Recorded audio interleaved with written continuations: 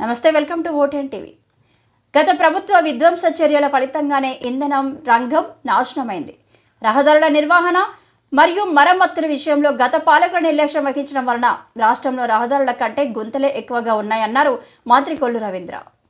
పరిశ్రమలు మరియు వాణిజ్యం, పారిశ్రామిక అభివృద్ధికి అనువైన వాతావరణం కల్పించడంపై మా ప్రభుత్వం దృష్టి సారించింది. పెట్టుబడిదారులను మరియు ఔత్సాహిక పారిశ్రామికవేత్తలను ప్రోత్సహించింది. తద్వారా వివిధ రంగాల్లో ఉపాధి కల్పించి దశగా నూతన విధానాలను రూపొందించడం జరిగింది. మా ప్రభుత్వం ఆంధ్రప్రదేశ్ పారిశ్రామిక అభివృద్ధి పాలసీ 4.0 తీసుకుని రావడం జరిగింది. ఆంధ్రప్రదేశ్ సూక్ష్మ, చిన్న తరహా, మధ్య తరహా అభివృద్ధి పాలసీ 4.0 తక్షణమే ఉపయోగించుకునేటట్లుగా ప్లగ్ అండ్ ప్లే ప్రైవేట్ పారిశ్రామిక వాడల ఏర్పాటుకు ఒక ప్రత్యేక విధానం ఆంధ్రప్రదేశ్ ఫుడ్ ప్రాసెసింగ్ పాలసీ 4.0 మా ప్రభుత్వం తీసుకురావడం జరిగింది. ఈ విధానానికి పోటీతత్వ ప్రోత్సాహక పద్ధతులను ప్రవేశపెట్టగా దీనికి పారిశ్రామిక రంగం నుండి సానుకూల స్పందన వచ్చింది. మన రాష్ట్రానికి పెట్టుబడులు గమ్యస్థానంగా మార్చేందుకు పెట్టుబడిదారులు మా ప్రభుత్వం మళ్లీ ఆసక్తి పెంచింది. 2024-25 ఆర్థిక సంవత్సరానికి పరిశ్రమలు, వాణిజ్య శాఖ 3,127 కోట్ల రూపాయల కేటాయింపునకు ప్రతిపాదిస్తున్నాను. ఇంధన రంగం గత ప్రభుత్వం విధ్వంస చర్యల ఫలితంగా ఇంధన రంగం నాశనమైంది. గత ప్రభుత్వం ప్రమాణ స్వీకారోత్సవ వేదిక నుంచే విద్యుత్ కొనుగోలు ఒప్పందాలను రద్దు చేస్తున్నట్టు ప్రకటించడం ద్వారా ఈ విధ్వంసం ప్రారంభమైంది.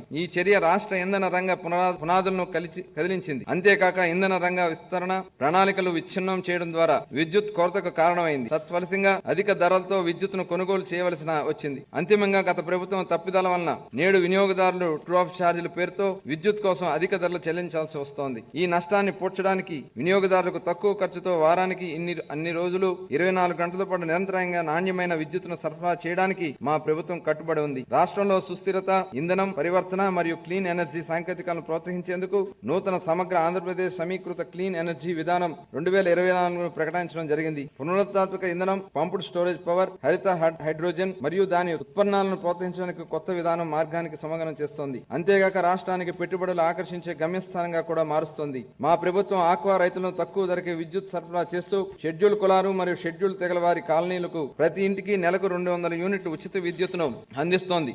ఘాట్లకు, అలాగే దారిద్ర్య రేఖ దిగునున్న రజక సామాజిక వర్గాల వారి నిర్వహిస్తున్న లాండ్రీలకు, దారిద్ర్య రేఖ దిగునున్న నాయి బ్రాహ్మణ కౌరశాలలకు, దారిద్ర్య రేఖ దిగునున్న స్వర్ణకారుల దుకాణాలకు, దారిద్ర్య రేఖ దిగునున్న అత్యంత వెనుకబడిన కులాలు మరియు చేనేత కార్మికులకు ఉచితంగా లేదా రాయితీపై విద్యుత్ అందించబడుతోంది. 2024-25 ఆర్థిక సంవత్సరానికి గాను ఇంధన శాఖ 8,207 కోట్ల రూపాయల కేటాయింపును ప్రతిపాదిస్తున్నాను.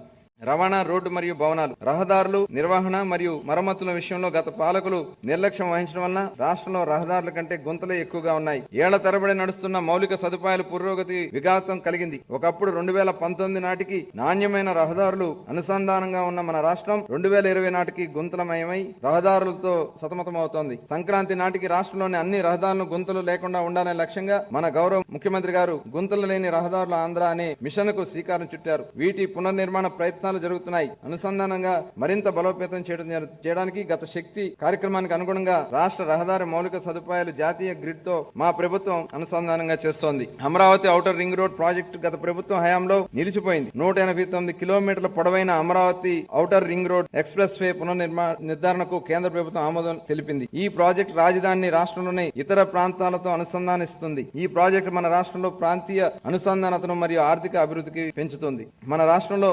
687 కిలోమీటర్ల మేర 6 వరుసల జాతీయ రహదారి ప్రాజెక్టు పనులు ఎంతో పురోగతిలో ఉన్నాయి. వీటిలో బెంగళూరు, కడప, విజయవాడ, రాయ్పూర్, విశాఖపట్నం, చిత్తూరు, దాడ్చూరు, రేణిగుంట, నాయుడుపేట, విజయవాడ పశ్చిమ బైపాస్, నాయుడుపేట, తూర్పు కనుపూరు వంటి ముఖ్య రహదారులు ఉన్నాయి. వీటితో పాటు 4 వరుసల జాతీయ రహదారులపైన హైదరాబాద్, విశాఖపట్నం, బెంగళూరు, చెన్నై ఎక్స్ప్రెస్ రహదారులో 165 కిలోమీటర్ల మేర పనులు పురోగతిలో ఉన్నాయి. న్యూ డెవలప్మెంట్ బ్యాంక్ ఆర్థిక సహకారంతో మండల అనుసంధానత మరియు గ్రామీణ అనుసంధానత అభివృద్ధి ప్రాజెక్టు మరియు ఆంధ్రప్రదేశ్ రహదారులు మరియు వంతెనల పునర్నిర్మాణ ప్రాజెక్టులను మా ప్రభుత్వం అమలు చేస్తోంది. ఈ ప్రాజెక్టులకు జిల్లా ప్రధాన కేంద్రాలు మరియు మండల కేంద్రాల మధ్య, అదేవిధంగా అన్ని మండల కేంద్రాల మధ్య 2 వరుసల రహదారుల అనుసంధానతకు కల్పించడానికి 2,522 కిలోమీటర్ల రహదారులను ఈ పరిధిలోకి తీసుకొస్తాయి. వాహనాలు త్వరితగతిన నడిచేందుకు వీలుగా ప్రధానమైన జిల్లా రహదారులను ఉపరితలంగా మెరుగుపరచడానికి 2,199 కిలోమీటర్ల మేర పనులను మంజూరు చేయడం జరిగింది. వీటిని 2025 మార్చి నాటికి పూర్తి చేయాలని మా ప్రభుత్వం లక్ష్యం లక్ష్యంగా పెట్టుకుంది. గిరిజన ప్రాంతాల్లో